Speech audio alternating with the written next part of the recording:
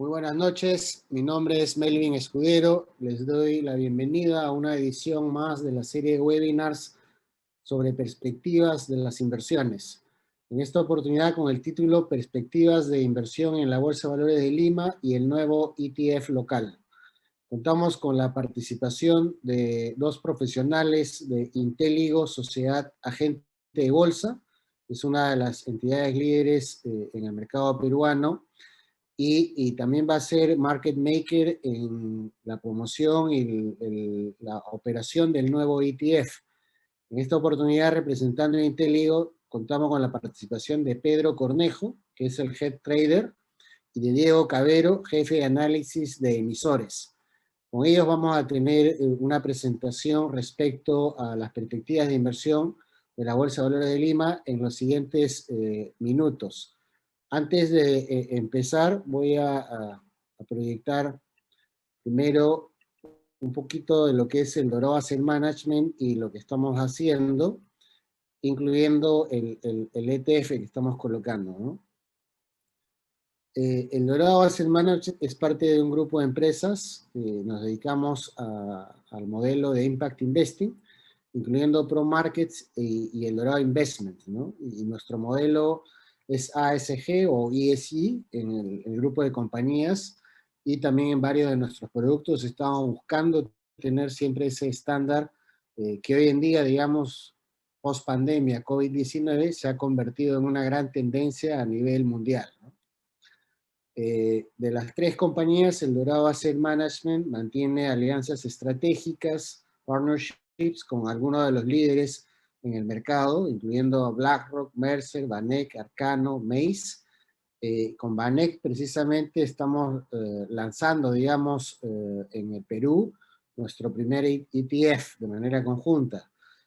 Nosotros trabajamos con el mercado de Alianza del Pacífico, siendo los fondos de pensiones de la región parte de nuestros principales clientes, ¿no? Incluyendo México, Colombia, Chile, dentro de este mercado latinoamericano, donde las AFPs de la región manejan poco más de 625.000 millones de dólares.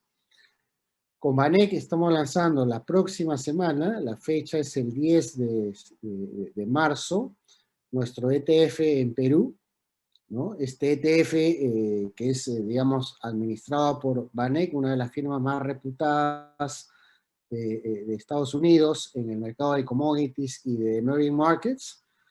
Con ellos hemos trabajado en el último año y también con varias casas de bolsa, y en la parte de market making con Intéligo, Sociedad Agente de Bolsa, ¿no? Por eso estamos organizando este evento también. Luego tenemos un producto que se está colocando, es un producto con BlackRock, que permite, digamos, una diversificación a nivel global de acciones, un producto que ha tenido muy buenos retornos en los últimos años, y que con la estrategia de BlackRock se diversifica de manera muy atractiva en el mercado mundial. En enero también lanzamos un nuevo fondo inmobiliario que permite invertir en Estados Unidos en desarrollo inmobiliario, obteniendo retornos, digamos, bastante atractivos, de entre 14 y 16% en dólares. Un fondo que, digamos, va a tener bastante actividad en los próximos años, dado que las políticas expansivas monetaria y fiscal en Estados Unidos van a favorecer una rápida recuperación de esa economía, y el boom de acciones se va a trasladar finalmente también a un boom en el sector inmobiliario, ¿no? Finalmente, estamos también a puertas de lanzar nuestro primer fondo de inversión en infraestructura, que tiene el modelo de gobierno a gobierno, con la participación de la empresa británica PMO Mace, que es la que ha participado en los Juegos Panamericanos Lima 2019, y también en la reconstrucción con cambios en el norte del país. Y entre parte del equipo también está Carlos Neuhaus, que ustedes saben lideró el proyecto de los Juegos Panamericanos, ¿no?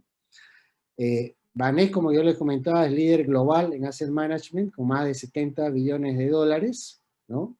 Es el quinto en Estados Unidos y el séptimo a nivel mundial. Definitivamente una de las empresas más importantes. Es un orgullo para el Dorado trabajar con ellos y lanzar el primer ETF del mercado peruano de la mano de VanEck. BlackRock, como ustedes saben, es el asset manager más grande del mundo, con más de 8.7 trillones de dólares, y en los últimos digamos, año y medio más o menos, es uno de los líderes también en el tema de ESG, ¿no? De todo el tema ambiental, de todo el tema de gobernanza y de impacto social a través de las inversiones. Participant Capital en Estados Unidos es parte del grupo Royal Palm Companies, con más de 30 años de experiencia y más de 30.000 millones de dólares en inversiones y activos administrados por 3 billones. Y Mercer, una compañía con la cual estamos trabajando en México, Colombia, Perú y Chile, es una compañía que tiene a la fecha ya más de 350.000 millones de dólares en gestión, esta cifra es del año pasado, y activos bajo asesoría de 15 trillones, ¿no? Recordemos que el PBI de Estados Unidos es 16 trillones, 15 trillones convierten a Mercer en la compañía de consultoría en inversiones más grande del mundo, y esto se debe a que Mercer asesora a los principales fondos soberanos y de pensiones de Asia, de Europa, Middle East y Norteamérica, ¿no? Entonces, estamos muy orgullosos de poder contar con este selecto grupo de partners con los cuales estamos trabajando para ofrecer los mejores productos que se puedan crear dentro del mercado peruano y en América Latina. Bueno, dicho esta introducción, ahora sí vamos a invitar a nuestro expositor Diego Cavero para que nos dé su presentación inicial. Luego vendrá Pedro Cornejo, unos 12, 15 minutos más adelante. Adelante, Diego, por favor, con tu presentación y bienvenido nuevamente a nuestro webinar. Es un gusto tenerte con nosotros.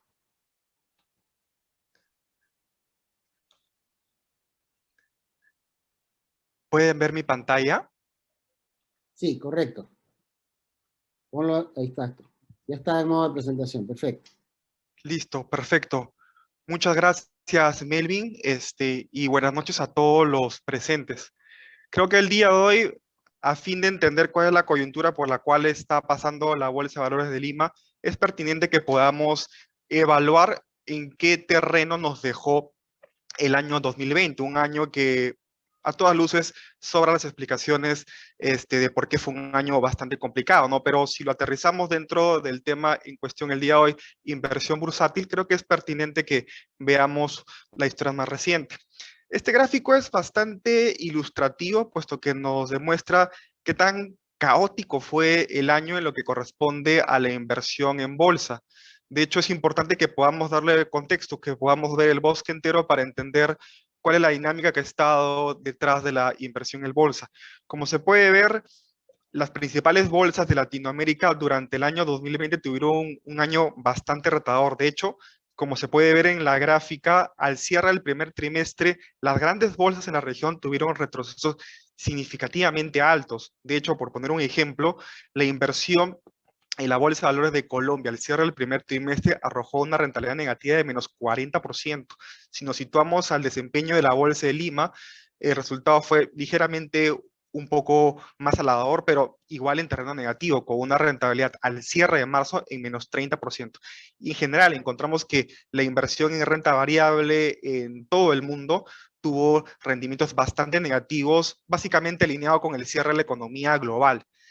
Cuando vamos evaluando cómo se dio la historia durante el año 2020, vemos que se empezó a observar una ligera recuperación durante el segundo y tercer trimestre, hasta llegar a una especie de estabilización durante los meses de julio y agosto. ¿Qué pasó al cierre del año? Bueno, básicamente me quisiera dirigir a un par de eventos que se sitúan básicamente en el último bimestre del 2020, ¿no? Podríamos dirigirlo en dos factores. La ola azul, que es conocida la victoria del Partido Demócrata en Estados Unidos. Tener a Joe Biden como inquilino de la Casa Blanca es bastante positivo para los mercados de renta variable, tomando en cuenta que es un político que tiene un matiz bastante más integracionista, bastante más liberal, bastante más enfocado en el comercio global, lo cual tiene perspectivas y un sentimiento bastante positivo en lo que corresponde a la demanda y el crecimiento mundial, ¿no? Y el segundo factor que también fue muy importante fue la disposición de las vacunas, de la masificación de las vacunas para entrada del año 2021, ¿no? Esto generó un caldo de cultivo bastante positivo para el cierre del año. Y acá, como se puede ver, casi un crecimiento de 45 grados para la gran mayoría de bolsas. De hecho, podemos ver que la Bolsa de Lima terminó con un rendimiento total en el 2020 de aproximadamente 1.5%. Uno podría decir, es muy poquito. Bueno, hay que darle un poco de contexto. La crisis sanitaria nos sitúa al peor escenario salubre en el país, por lo menos en los últimos 100 años, si es que nos situamos como evento más cercano a la gripe española, que fue más o menos en la década de los 1910. A nivel macroeconómico, las caídas que hemos observado a nivel de PBI nos sitúan casi a los rendimientos que encontramos a nivel país en la época de la guerra con Chile. Entonces, si le damos este contexto por el que hemos pasado durante el año 2020, creo que terminar con un rendimiento positivo es bastante meritorio.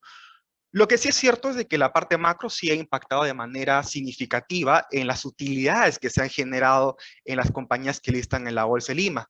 Y este gráfico muestra que las empresas ligadas a la demanda interna, a la economía doméstica, fueron las que tuvieron los mayores retrocesos en el año 2020, teniendo compañías cementeras y los bancos retrocesos en utilidades de aproximadamente el 80%. Si nos dirigimos un poco más a la izquierda, encontramos compañías de consumo masivo, compañías generadoras, distribuidoras de electricidad con un retroceso en utilidades de un poco menos de 20%. En el extremo izquierdo encontramos a la minería. Y uno diría, oye, ¿pero qué ha pasado? ¿Por qué la minería se distancia de manera tan significativa con otros sectores? Y acá la diferencia y la explicación básicamente viene de lado en que los commodities mineros fueron los primeros que reaccionaron a estos factores positivos que observamos durante el último bimestre del 2020. De hecho, el cobre, que en unos minutos vamos a hablar de por qué es importante el cobre en particular en la bolsa de Lima, ha tenido un rendimiento sumamente atractivo, llegando desde el mínimo que se encontró en el año 2020 a un crecimiento casi de 100%, ¿no? Entonces, situándonos en el peor escenario de la crisis, ¿no? Que fue durante marzo. Entonces, hemos tenido un comportamiento donde las materias primas se han visto altamente beneficiadas y eso se ha trasladado a que las mineras tengan una recuperación o por lo menos tengan un año menos malo que otros sectores, ¿no?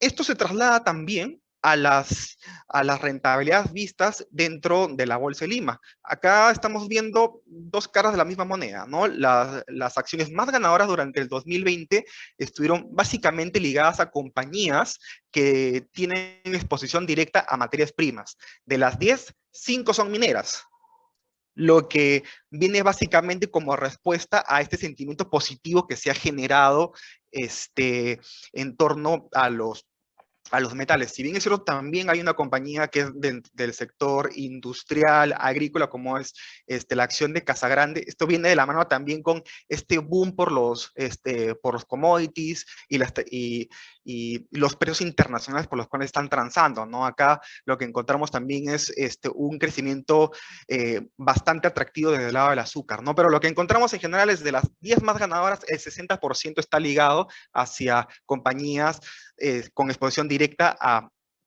commodities, ¿no?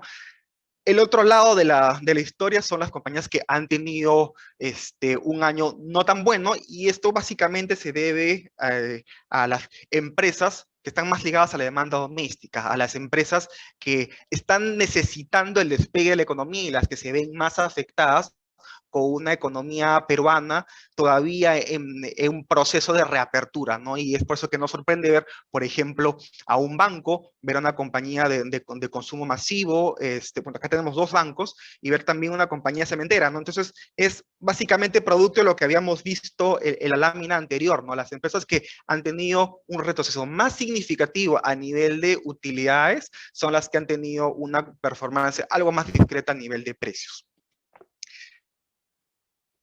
Luego de eso empezamos un año 2021 con un matiz de lo que se está ya hablando mucho en el mercado de los superciclos, los commodities, ¿no? Y que se debe entender es un periodo de alza, un periodo de auge y de bonanza en el que los precios de las materias primas tienen un crecimiento bastante atractivo. De hecho, en los últimos 100 años encontramos que 4 superciclos se han dado.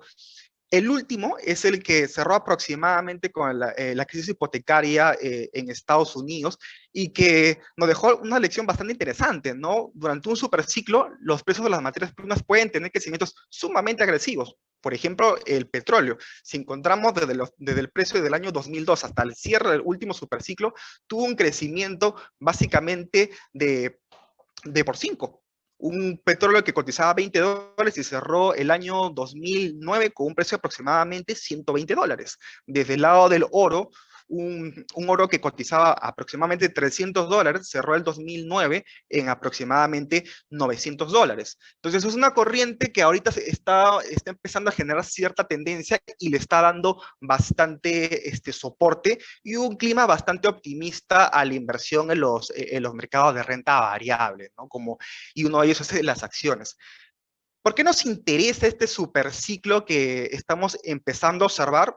Bueno, básicamente por un factor que es muy interesante a tomar en cuenta. Nuestra bolsa es una bolsa de un país emergente y un país pequeño, pero exportador y líder mundial en exportaciones mineras.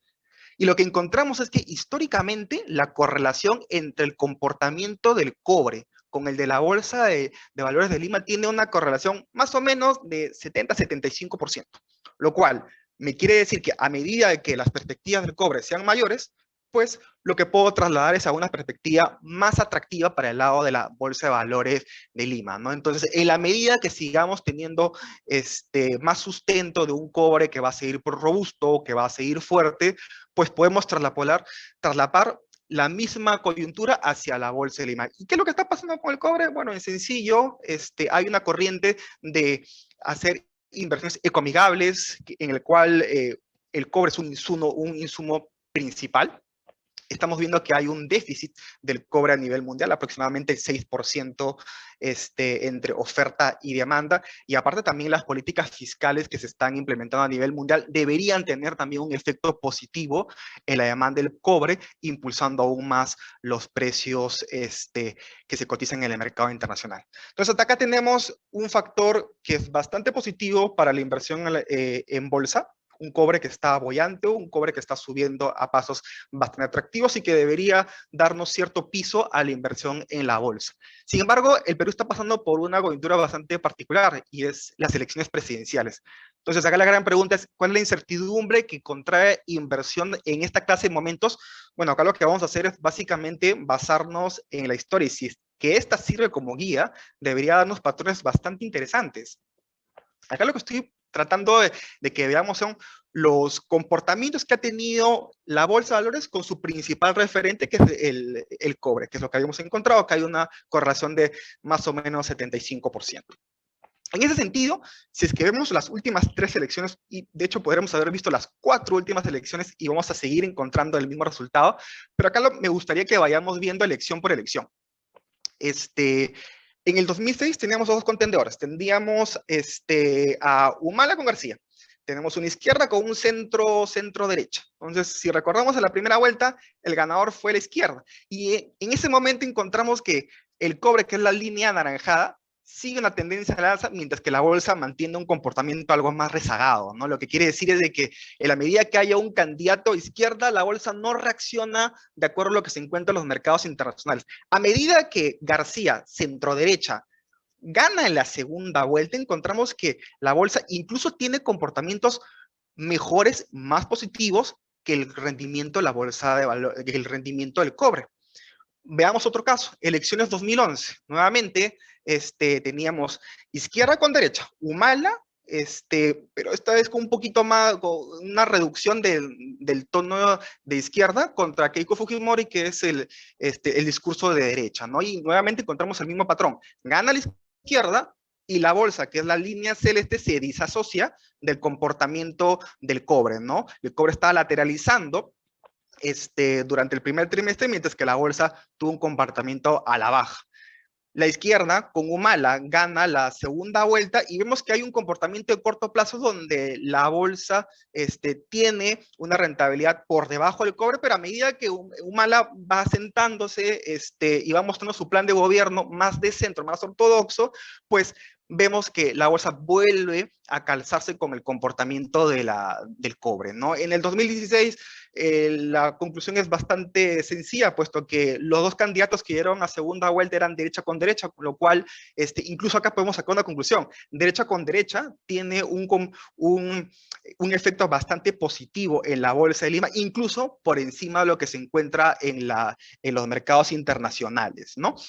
Dicho esto, ¿qué esperamos hacia el 2021? Hoy por hoy vemos de que la bolsa está siguiendo más o menos hacia lo que estábamos observando en los mercados internacionales. Esto va a seguir, bueno, hoy por hoy vemos una atomización, vemos casi un empate técnico entre los 5 primeros puestos de la intención de voto, con lo cual hasta que no haya una certeza de hacia dónde va el rumbo de las elecciones, lo que pensaríamos es que deberíamos seguir viendo una bolsa ligada a los mercados internacionales. En la medida de que tengamos algo más de certeza, pues deberíamos volver al patrón. Una chiquita nada más. Si viéramos las elecciones de 2002 entre Toledo y García, veríamos exactamente el mismo patrón de las elecciones del año 2016. ¿Qué es lo que debemos monitorear para lo que resta del año? Bueno, básicamente 3 factores. El primero, que es la disponibilidad y acceso a vacunas. Esto es bastante importante porque me va a destapar el potencial que tienen las acciones que han andado algo un poquito más rezagadas, ¿no? Básicamente compañías de consumo masivo, los bancos, algunas cementeras que tienen potencial de crecimiento todavía bastante atractivos, pero el mercado lo que está viendo es que necesita un poco más de predictibilidad de cómo va a reaccionar la demanda interna. Un segundo punto que deberemos ver durante este año es el apetito que se mantenga por las materias primas. En la medida de que todo lo que hemos hablado, de que el cobre tiene un futuro para seguir creciendo, que las políticas fiscales sigan dominando a nivel mundial, que las iniciativas ecoambientales sigan boyantes, pues deberíamos ver todavía un panorama bastante positivo para las materias primas. Y por último, las elecciones presidenciales. Necesitamos tener claridad. El mercado es lo que está buscando es claridad. Y la medida que tengamos un ganador que sea más centro, más pro mercado, pues podremos ser bastante optimistas con la recuperación de las utilidades y también del panorama de precios en la Bolsa de Lima.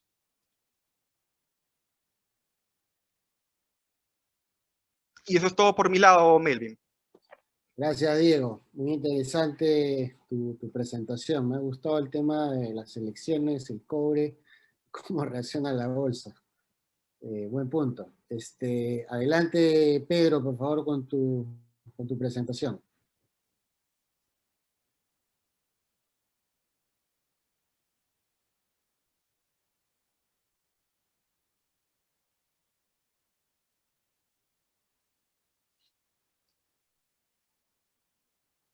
El audio, Pedro. Necesitas abrir el audio. Está bloqueado tu micrófono. Ok. Ya, ahora Nada, sí. buenas noches. Gracias primero a Melvin, al Dorado, por invitarnos a poder hablar un poco de toda esta coyuntura de mercado de capitales, de acciones y qué cosa es lo que esperamos para el 2021, ¿no? Hoy lo que vemos es un panorama bastante positivo para Perú y eso básicamente es lo que nos ha llamado a ser partícipes de este ETF que se está lanzando. Porque una de las primeras razones que nosotros estamos viendo es que existe muchísimo dinero en el mundo hoy. Ya el problema no es de dónde conseguimos dinero, sino hay muchísimo dinero. Y eso está generando algunas distorsiones que ya estamos viendo, dentro de las cuales una importante es dónde encontramos activos nuevos, activos con retornos, activos atractivos para nuestros portafolios. Y la respuesta básicamente es Latinoamérica siempre ha sido un continente, un sector muy atractivo por los niveles de rentabilidad, por los niveles todavía de oportunidad que hay en mercados y en infraestructuras, tanto en moneda local como en moneda extranjera. Este excedente de liquidez y este excedente de dinero que hay está generando ha venido creciendo desde el 2008 de una manera sostenida.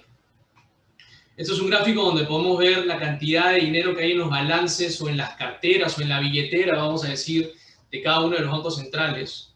Y lo vamos a expresar en $1 trillion o en billones de billones de dólares, ¿no? En el 2008 aproximadamente habían $6 trillion en la cartera de los Estados Unidos y hoy hay $20 trillion. O sea, el crecimiento ha sido casi, no sé si exponencial, pero bastante agresivo y bastante importante. ¿Qué cosa está viendo o qué estamos viendo y qué nos está no preocupando, pero llevando a buscar nuevas alternativas en otras regiones y en otro tipo de activos, no solamente en deuda, porque ya si hoy vemos las tasas de interés están bastante bajas, y esto es un gráfico que lo muestra muy claro. Debido al excedente de liquidez que hay a partir del 2015, se ha formado un sector de tasas negativas en bonos. ¿Y eso qué cosa quiere decir? Normalmente nosotros como inversionistas buscamos que nuestro dinero rinda.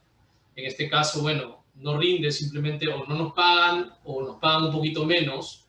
Y eso es básicamente por dos temas, ¿no? Por el excedente de liquidez, que básicamente ya rompe muchos límites y muchos inversionistas institucionales no necesitan y ponen ciertos ya reparos en seguir recibiendo cash, porque no tienen dónde invertir con ciertas condiciones. Otro que hemos visto básicamente es una caída importante de las tasas de interés a nivel mundial. Otra de las cosas que está haciendo y que está generando el hecho de que tengamos muchísimo dinero en el mundo es que las empresas están comenzando a recomprar sus acciones. Y este gráfico lo muestra de una manera muy clara, ¿no? La evolución en billones de dólares de recompra de deuda ha sido y sigue siendo creciente, y posiblemente podamos llegar a algún nivel de estabilidad para el próximo año, pero definitivamente los inversionistas o los dueños de empresas, al tener acceso a dinero fresco, barato, definitivamente lo que van a hacer es van a comenzar a recomprar parte de sus acciones posiblemente para tener más beneficios financieros a favor, ¿no? Otro punto importante son los flujos y la llegada de dinero a nuestra región. De hecho, lo comentaba al inicio de la presentación.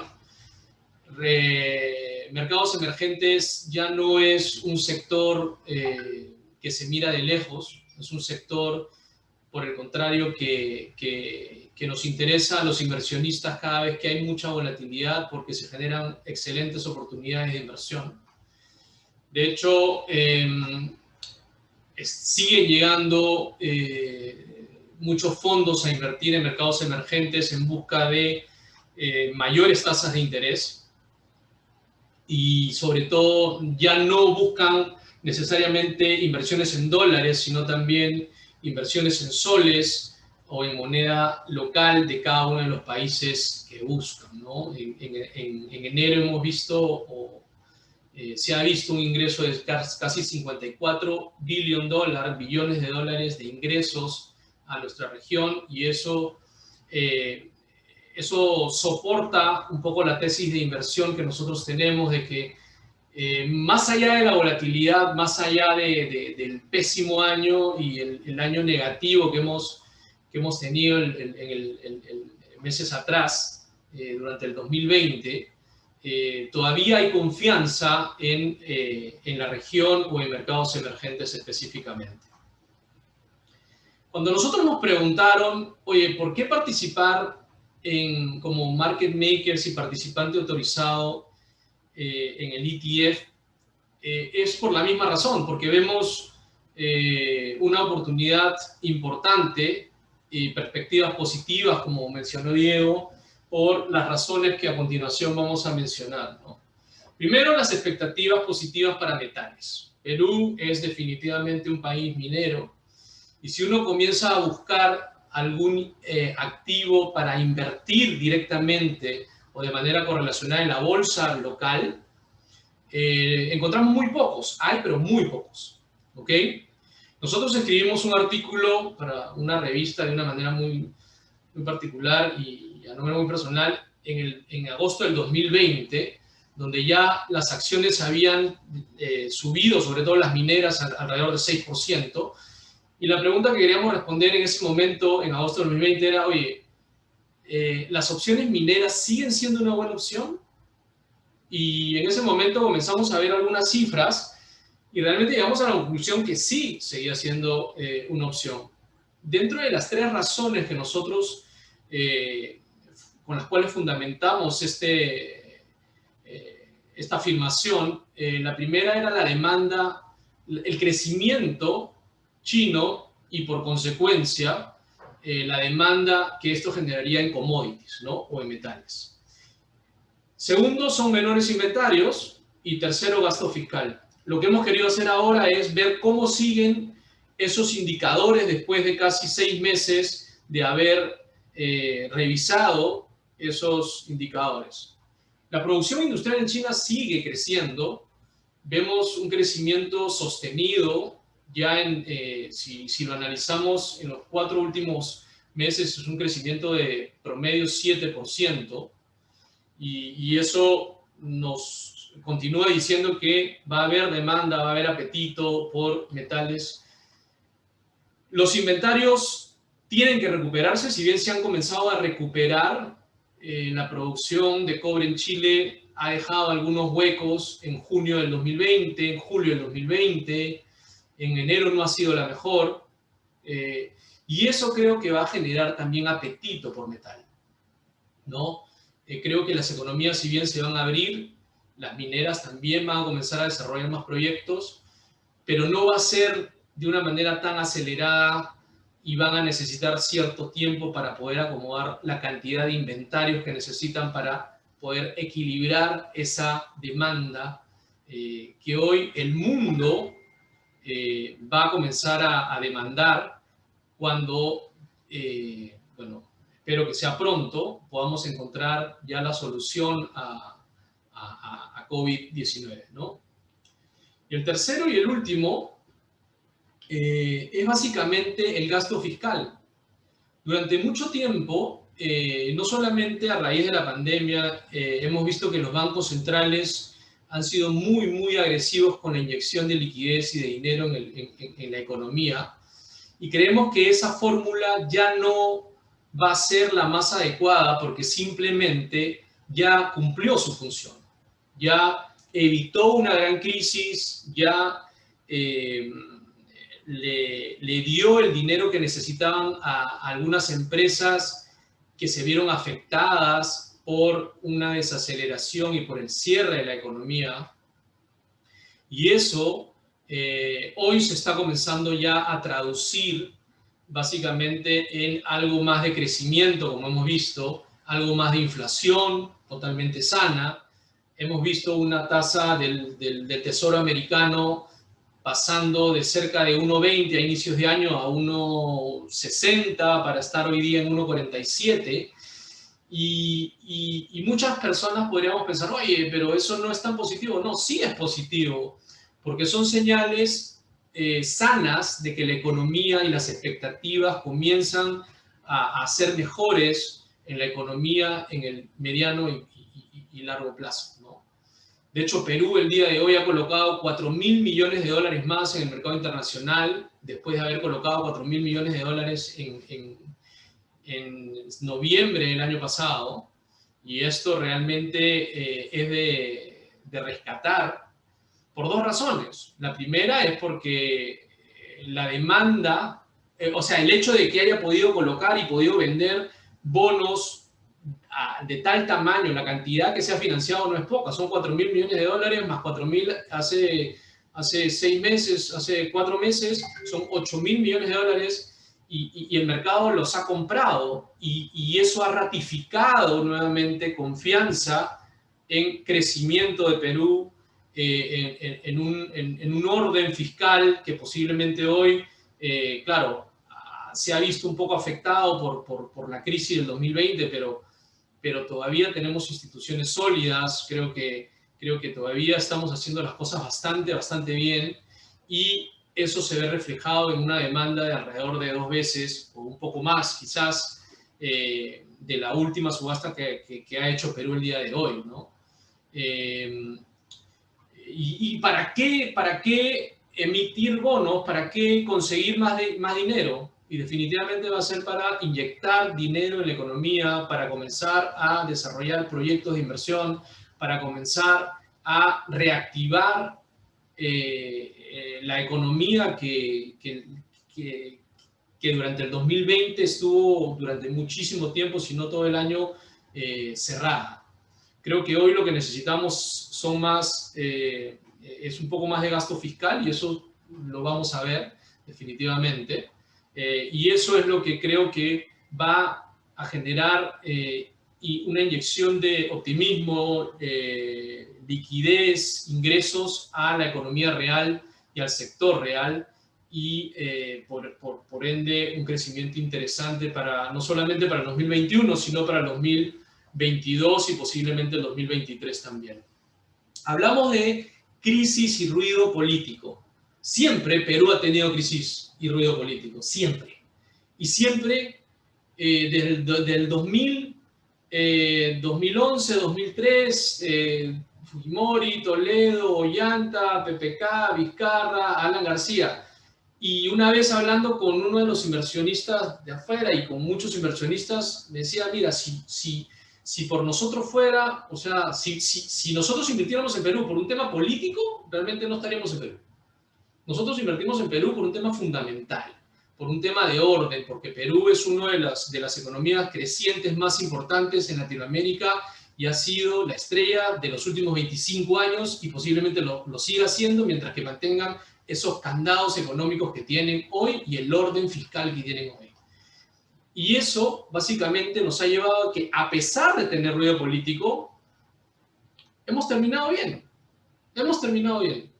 Porque si no hubiésemos tenido estos crecimientos o estas correcciones al alza en la bolsa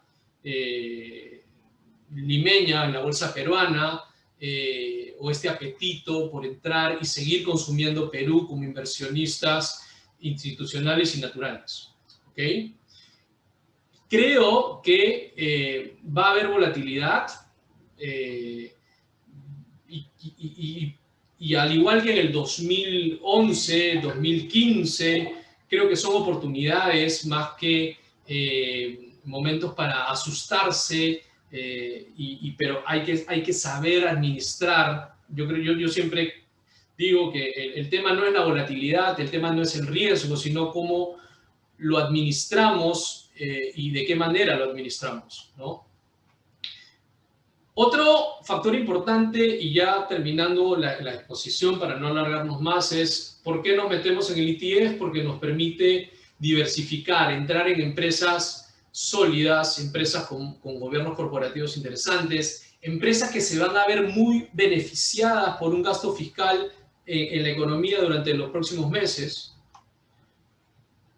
Y algo que aprendí durante los casi 20 o 19 años de carrera profesional, y alguien me dijo, mira, la mejor inversión que tú puedes hacer es en algo que tú estés cerca, que conozcas, donde estés, donde tengas la noticia a la vuelta de la esquina, donde seas el primero en enterarte. Y eso definitivamente lo tenemos. Tenemos un banco central con muchísima información, empresas con muchísimas coberturas, nosotros tenemos un excelente equipo de coberturas que lo lidera Diego, y cubrimos muchísimas empresas y la verdad que nos sentimos muy cómodos entrando a este tipo de inversiones porque tenemos la información y los flujos básicamente con nosotros. Finalmente, y el último punto importante para fijarnos en este tipo de instrumentos es la eficiencia tributaria que genera. 5% de taxes, de impuestos, tanto por el pago de dividendos como el avance de capital, si eres residente, y son cosas que nos han generado optimismo y nos han comprometido. ¿Y por qué ser formador de mercado? Básicamente, porque en Inteligo, básicamente, más allá de las oportunidades económicas y de crecimiento, creo que hay una parte de responsabilidad y compromiso con el mercado peruano. Definitivamente lo que hemos visto, fui testigo en el 2008 del crecimiento y del buen trabajo que se ha hecho en el mercado de soberanos. Creo que tenemos que comenzar a hacerlo también y replicarlo para el mercado de acciones peruanas. El mercado de acciones peruanas está llena de buenas empresas y creo que tenemos que comenzar a ser conscientes de que como personas naturales también podemos ser partícipes de estas ganancias, de estos buenos resultados y salir un poco de este status quo que nos mantiene en cuanto a liquidez. Y eso es lo que queremos, aportar con un grano de arena, con algo más sobre el tema de liquidez, en este caso en este ETF, ¿no? Eso es todo por mi lado, muchísimas gracias. Y te cedo la palabra, Melvin. Gracias, Pedro. Vamos a empezar con la ronda de preguntas. Invito, obviamente, al público que a través del icono Q&A, que está en la parte inferior derecha de la plataforma, puedan enviar sus preguntas. Tengo una pregunta que justo también del público, Diego, y en relación un poquito a lo que sería el resultado electoral y las tendencias en la bolsa, ¿no? Uno de los asistentes pregunta si en la segunda vuelta estuvieron estas dos opciones, digamos, un poco más radicales de izquierda, Acción Popular y Juntos por el Perú, ¿no? ¿Cómo le iría a la bolsa? Y si fuera López Aliaga el ganador, se pregunta, ¿esto explotaría positivamente? ¿Cómo tú ves esas opciones? Listo, muchas gracias por la pregunta. Nuevamente me remitiría a la historia, ¿no? En los episodios donde hemos visto derecha con derecha, centro con derecha, la bolsa suele tener un comportamiento casi hasta explosivo, ¿no? Bastante positivo, tomando en cuenta de que los candidatos ganadores en esas épocas han tenido un foco bastante orientado a la inversión privada. Entonces, eso sería en todo caso para el inversionista natural, para los inversionistas y para los analistas de mercado el escenario ideal, ¿no? Lo que todos quisiéramos. Pero eso no necesariamente va a pasar y debemos tener todas las alternativas puestas en la mesa, ¿no? ¿Qué pasaría si es que eventualmente fuéramos a una segunda vuelta? Y digo segunda vuelta porque, nuevamente remitiéndonos a la historia, desde que Perú volvió a la democracia en los años 80, no hemos visto ningún candidato que gane en primera vuelta. De repente podremos hablar de García 1, ¿no? Pero Barrantes declinó su candidatura a la segunda vuelta, ¿no? Entonces como que mucho no vale. Pero en esos años que tenemos democracia de los años 80, no hemos pasado, no ha habido un candidato que gane en primera vuelta. Entonces podemos asumir por defecto que vamos a pasar una segunda vuelta.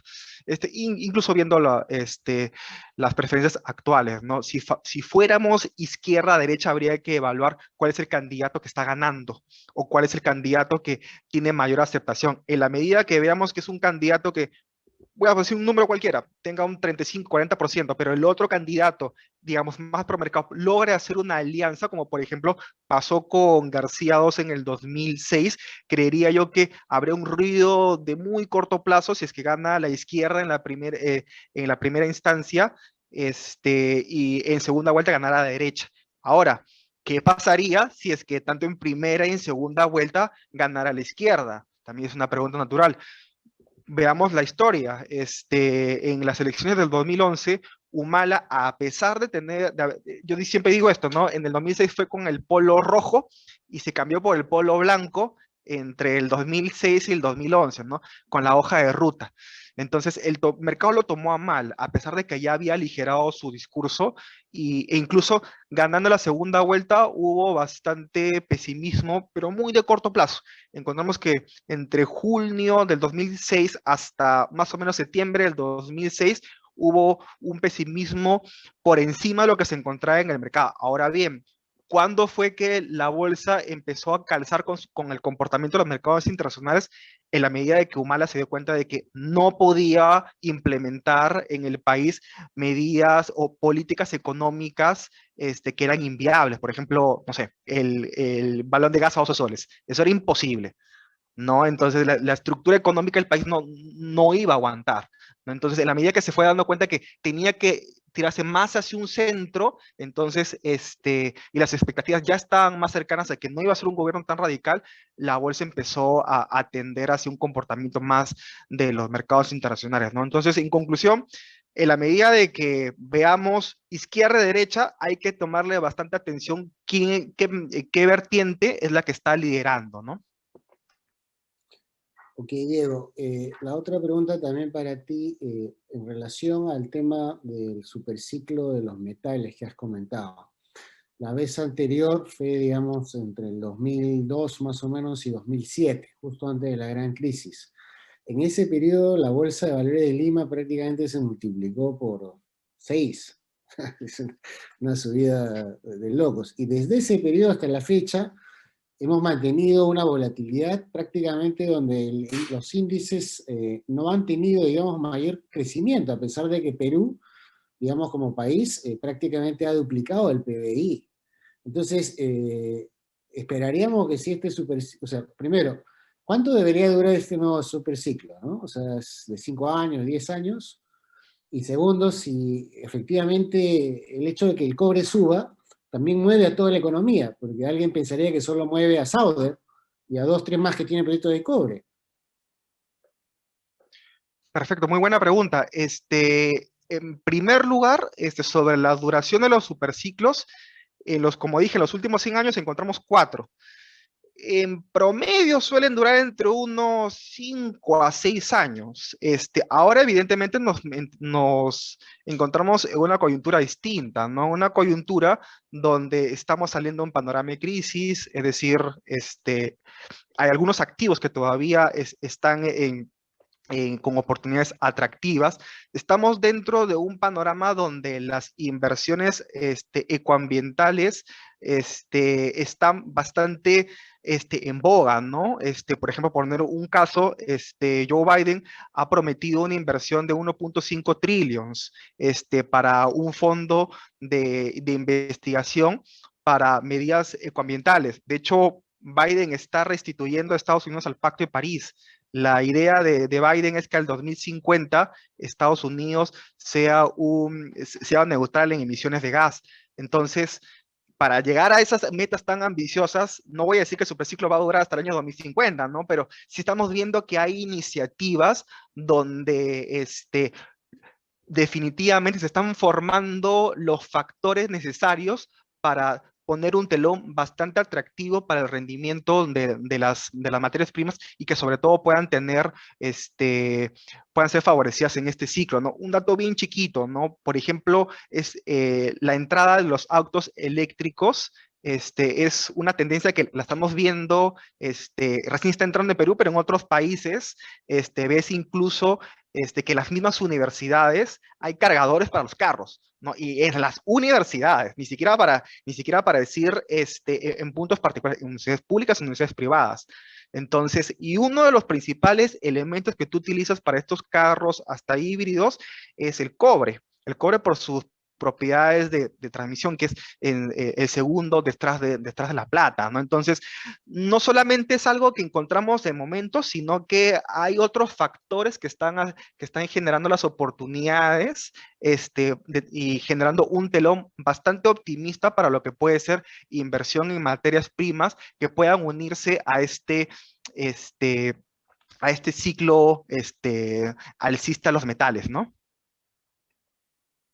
Ok, Pedro, el día de hoy el dólar tocó en Perú un techo histórico, ¿no? Estamos hablando de 3.67, 3.68, prácticamente de los niveles más altos en los últimos 22 años, ¿no?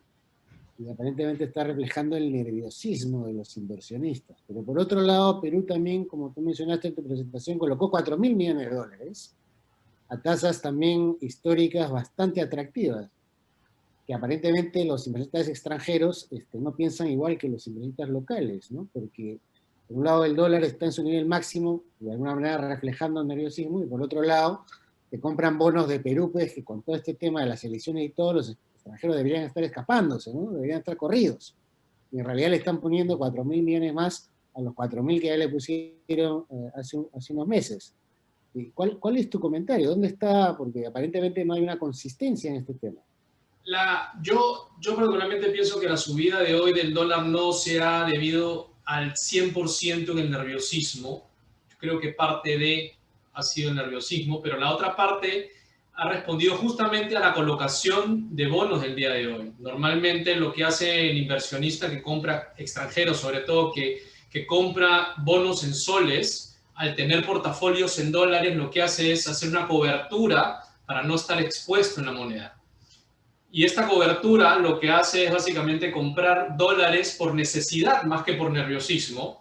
Entonces, posiblemente podríamos estar viendo un hipo muy temporal que posiblemente pueda corregir en los próximos días. Entonces, lo que yo creo es que, si bien es cierto, hay algo de expectativas con respecto a las elecciones, el tipo de cambio hoy ha alcanzado niveles históricamente altos o importantes debido a, en parte, las expectativas electorales, pero también un factor técnico, como es el tema de coberturar estos bonos soberanos que han comprado para los portafolios que tienen en dólares, ¿no?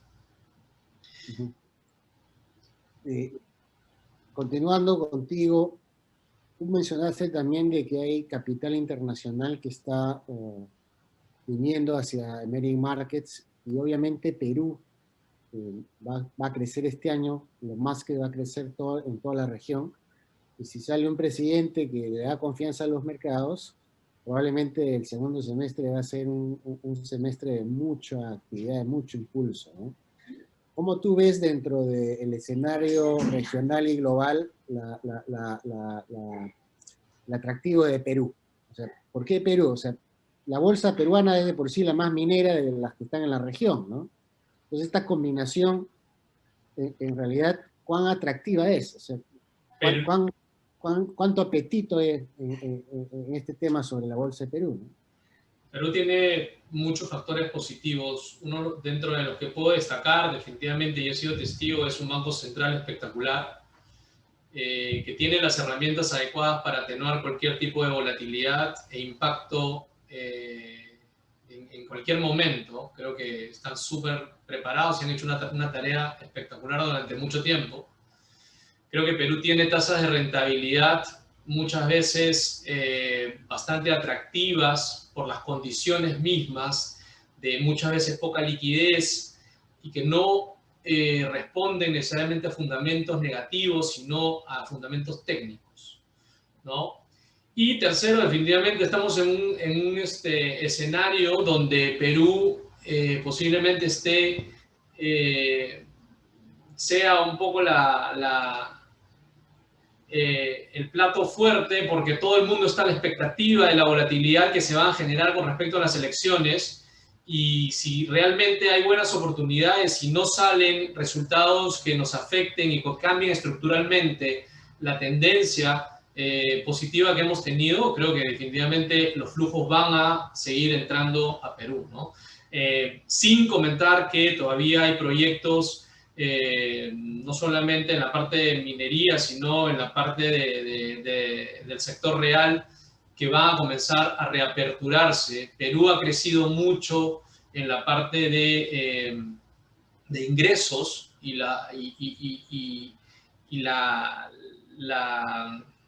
no sé, la capacidad adquisitiva que tiene Perú y los ciudadanos en promedio también ha mejorado mucho, cosa que es muy atractivo para cualquier inversionista, tomando en cuenta, como ya dijimos en parte de la presentación, que hay muchísimo dinero barato a tasas de interés muy bajas, y proyectos que todavía generan oportunidades de crecimiento importantes, ¿no? Esas tres razones creo que son las que hacen atractivo a Perú. Diego, el nuevo ETF concentra las 12 acciones peruanas más líquidas y tiene, digamos, un peso, considerando las acciones mineras, de aproximadamente 47% en el sector minero, alrededor de 31% en el sector financiero peruano y alrededor de un 24% en el sector de retail y consumo. ¿Esta combinación te parece atractiva a efectos de ver el rebote económico y el superciclo de los metales? ¿Cómo la evaluarías? Porque mucha gente dice, ya, ¿cómo me beneficio, ¿no?, de que el Perú se va a recuperar, el cobre va a seguir subiendo 5 años? ¿Esta combinación te parece adecuada? De hecho, me parece bastante atractivo.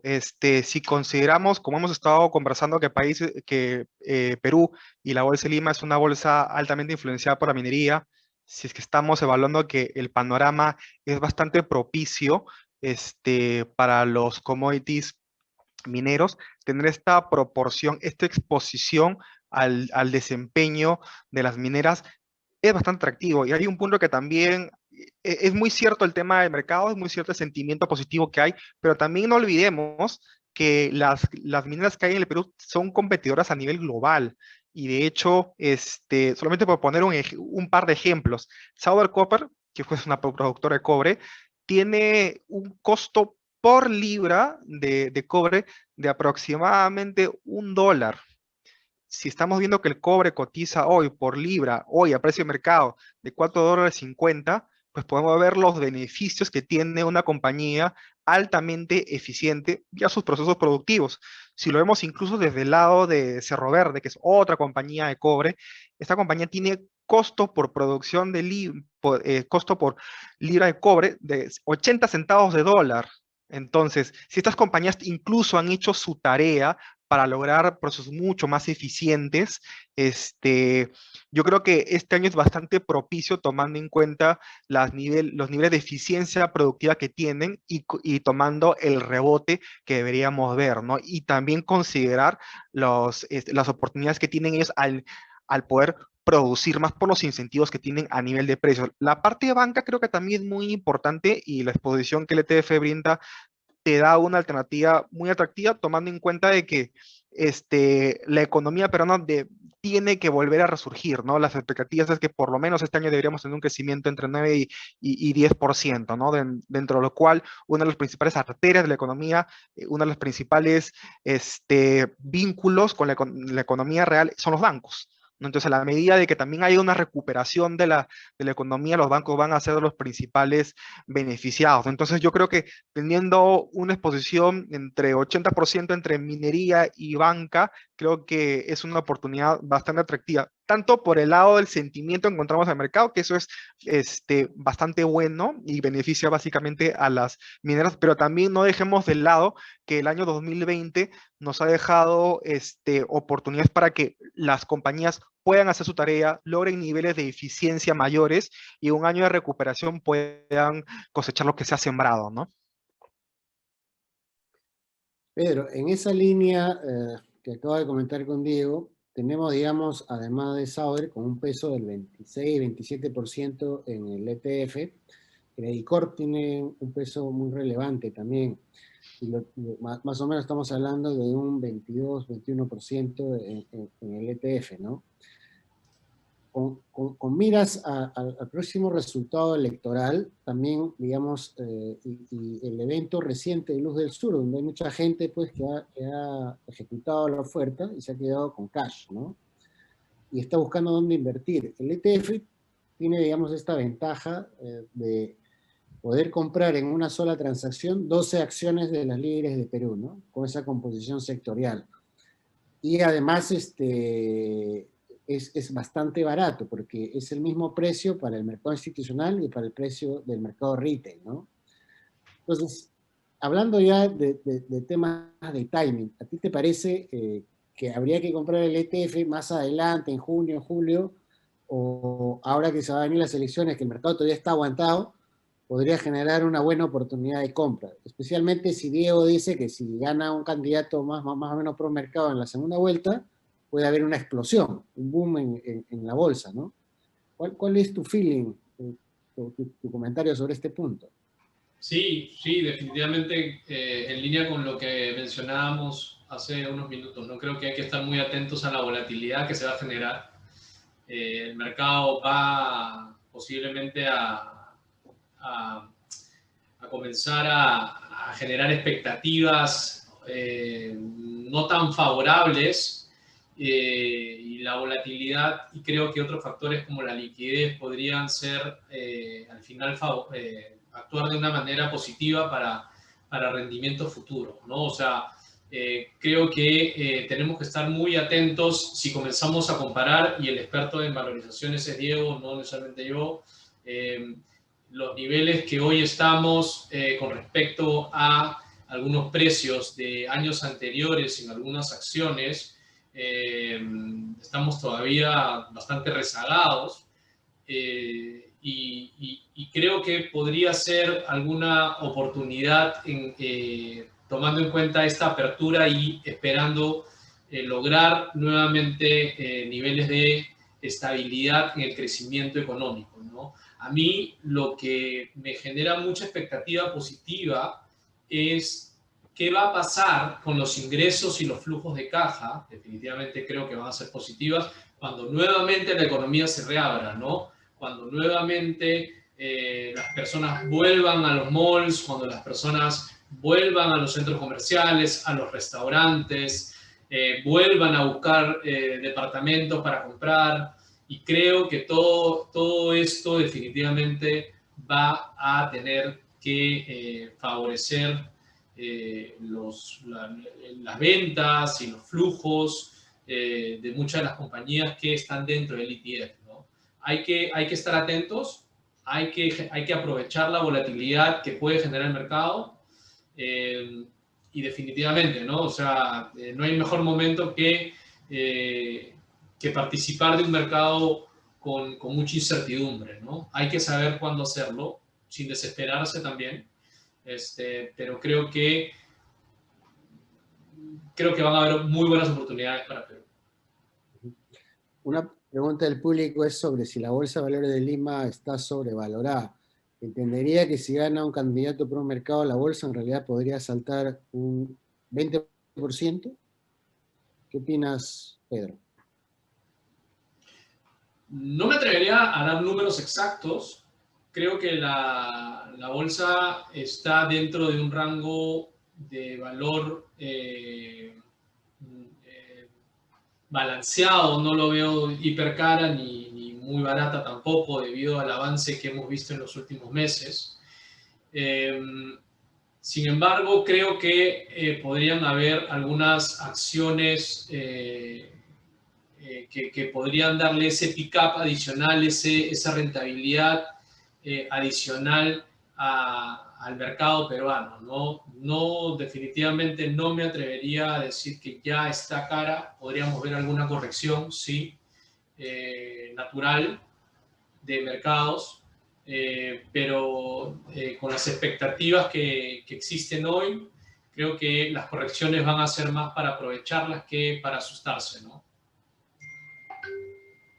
Ok, ya estamos con el tiempo rebasado. Les daría, digamos, unos minutos a cada uno para sus recomendaciones finales, ¿no? El producto del ETF va a empezar a cotizar en la Bolsa de Valores de Lima a partir del próximo miércoles 10 de marzo. Entonces, cualquiera puede entrar en realidad desde $1.000, $500, depende de su relación con cada casa de bolsa. El precio inicial de partida es $10, el producto está denominado en dólares. Vamos a continuar haciendo webinars para explicar más sobre el producto. También pueden ir a la página web del Dorado Asset Management, ahí están todas las características del producto. Pero, digamos, ya la gente lo va a poder comprar a partir de la próxima semana. Diego, ¿qué le recomendarías a los inversionistas, y tú también, Pedro, como palabras finales, con el producto y en general sobre participar en la bolsa peruana, ¿no? Buenísimo. Empiezo yo. Bueno, con el producto ya lo hemos estado comentando. Es una oportunidad atractiva desde la propia composición, ¿no? Nos permite tener un apalancamiento de lo que está sucediendo en los mercados internacionales y compañías de primer nivel como por ejemplo Sauber, ¿no? Que es la minera privada más grande del mundo, ¿no? Desde el lado de financieras, Credit Corp es una de las empresas más atractivas y más sólidas en el país, que a la medida de que la economía se vuelva a abrir, debería tener prospectos bastante interesantes, ¿no? De hecho, considerando tan solamente nuestro precio objetivo, por lo menos encontraríamos, en la medida de que se dé las condiciones y una reapertura sólida en la economía peruana, podría crecer por lo menos hasta 20%, ¿no? En lo que corresponde a los próximos 12 meses. Yo lo que recomendaría es estar siguiendo los factores los cuales hablé al cerrar la presentación, ¿no? Que podamos ver la dinamización y la masificación de las vacunas, lo cual va a permitir que se puedan destapar las oportunidades en las acciones que han estado un poquito más rezagadas, básicamente lo que hemos comentado, compañías ligadas a la demanda interna, que sigamos bastante cerca cómo va la coyuntura de los metales preciosos y en definitiva los resultados de las elecciones, ¿no? Creo que esos 3 puntos son vitales para que podamos hacerle seguimiento a la inversión en la Bolsa de Valores de Lima. Creo que hay oportunidades tanto para el inversionista institucional como para el inversionista retail, el inversionista natural, ¿no? Creo que este tipo de instrumentos permiten que la bolsa se pueda democratizar y de hecho la renta variable en estricto hasta teóricamente es el instrumento más demócrata que encontramos en los mercados de inversiones, ¿no? Entonces, qué mejor oportunidad que seguir incluyendo instrumentos que permitan acceder a las inversiones.